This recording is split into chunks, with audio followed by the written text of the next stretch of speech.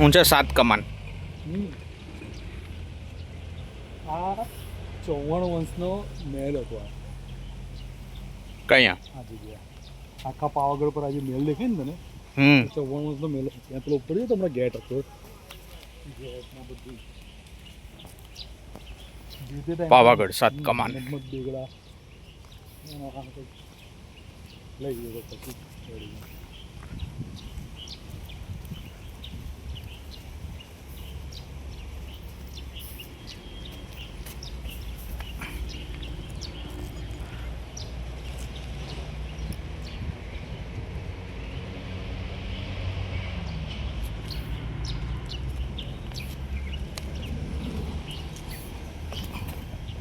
બધા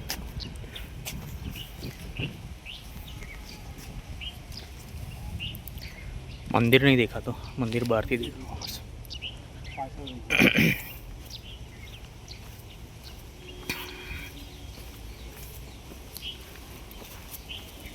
ત્યાં છે ને કમાન છે, 7 કમાન છે. એટલે હું 7 કમાન કરું. ક્યાં આગળ? પેલી બાજુ. છે ને અચ્છા,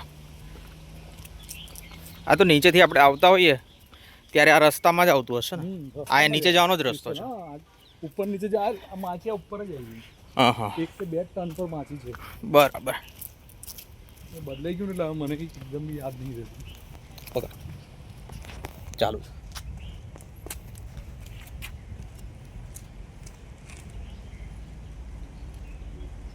હોળીથી બ્લોગની શરૂઆત ચાલુ કરવાનો પ્લાન કરી રહ્યા હતા. આ પહેલું પ્લાન જ થઈ ગયું છે. શિવરાજપુર તો જઈને આવ્યા, રેકોર્ડિંગ કરવાનું રહી ગયું. હવે આ પાવાગઢ પહોંચ્યા છે, 7 કમાન. મને તો નથી ખબર, મારા ફ્રેન્ડની બદોલત બધું જાણવા મળે છે. ચાલો જઈએ.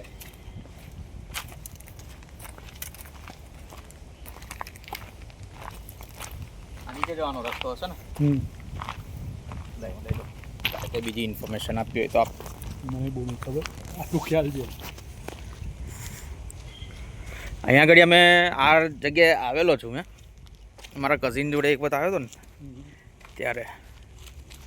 કમાન છે ને એના ઉપરથી 7 કમાન નામાંથી 1 2 હા, 3 4 5 6 અને 7. કેવું બનાવ્યું છે મસ્ત, વિધાઉટ એની સપોર્ટ. જોરદાર.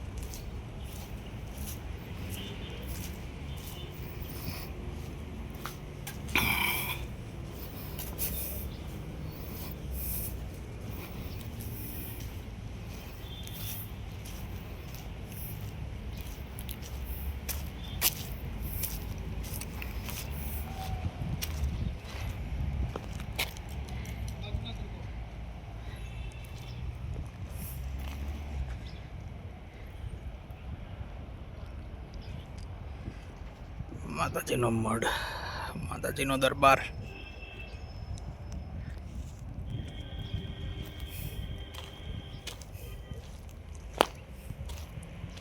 એ પેલો